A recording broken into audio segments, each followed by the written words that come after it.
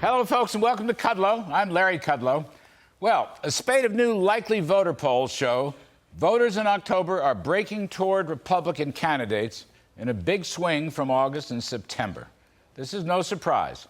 Record high inflation is killing families, killing working folks, killing take-home pay, killing groceries on kitchen tables, and killing the economy. And everybody knows it. It is by far the #1 issue in the midterm elections. By far. Rasmussen reports just moved from even in August to +7 GOP 2 days ago. The New York Times, hold your breath on this one, just moved from +2 Democrats in September to +4 Republicans. By the way, in all these polls, independents are breaking heavily for Republicans. Women are breaking heavily for Republicans. The Democrats all year have bet on hating Trump MAGA and the Supreme Court's abortion decision. They bet wrong. It's the economy, stupid. Even more, it's inflation, stupid. Mark Penn's Harvard-Harris poll out this weekend shows American voters' top concerns: 37% inflation, 29% economy, total 66%. The Gallup poll says 59% of Americans are now concerned about inflation.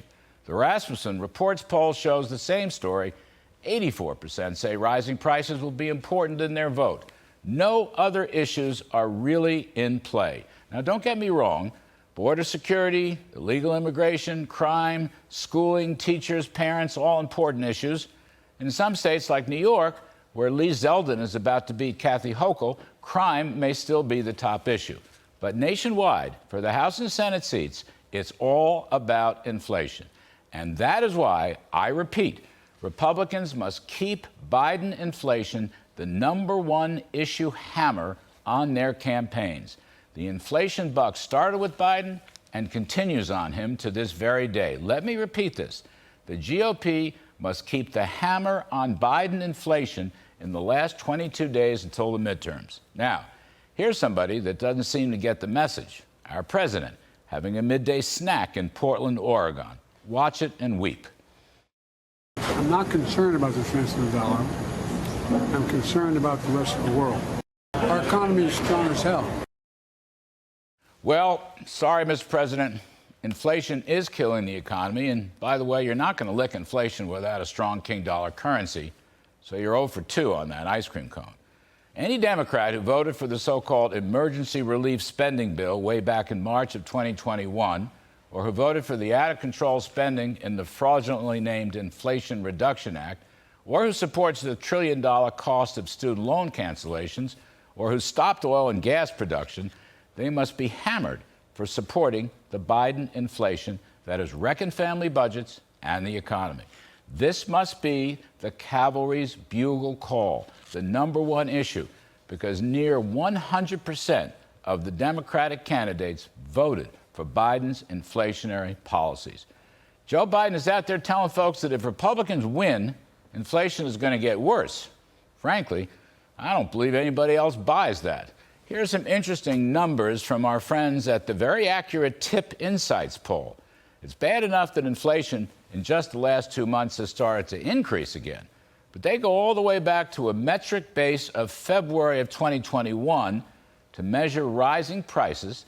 This, of course, is the duration of the Biden administration. So, food prices up 15%, energy up 39%, core CPI up 10%, gasoline up 48%, used cars up 36%, new cars up 17%, air tickets up 44%, groceries up 17%, electricity up 22%, utility costs up 51%, maintaining and repairing a car up 14%. It is this persistently high inflation that has brought down the economy from a 6.5% boom around Biden's inauguration to a 1% decline in the first half of this year. It's not an easy thing to do. The Bidens would have been much better off leaving Donald Trump's prosperous economy alone. But no, they had to try big government socialism, radical climate change, progressive lefty spending, taxing, regulating. One of the underlying subtexts of this election is that common sense Americans are rejecting transformative socialism that has brought the economy down. Instead, they prefer free enterprise capitalism that will bring prosperity back. And this will be the big challenge for a potential GOP majority in the 118th Congress. ending inflation, ending recession, bringing prosperity back. A new Republican Congress will be faced with a genuine economic crisis, not a phony one, a real one.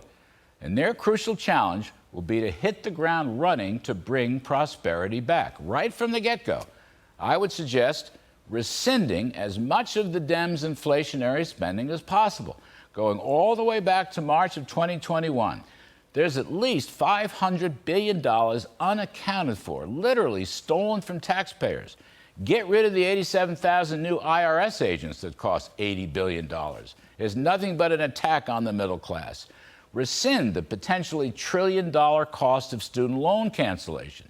Use the Congressional Regulatory Review Act to overturn Biden's regulatory central planning socialism and reopen the oil and gas spigots. Rescind the tax hikes on large and small businesses and investors. Joe Biden will undoubtedly resist these prosperity reforms, but the country will be behind them. Common sense folks know that inflation must be killed and the economy must be revived. Go back a ways. Over 40 years ago, Ronald Reagan inherited a similar economic crisis. My former boss, David Stockman, and my friend Jack Kemp wrote a famous memo called Avoiding a GOP Economic Dunkirk. The basic themes are there today in Kevin McCarthy's GOP commitment to America. Let us waste no time in getting moving on this.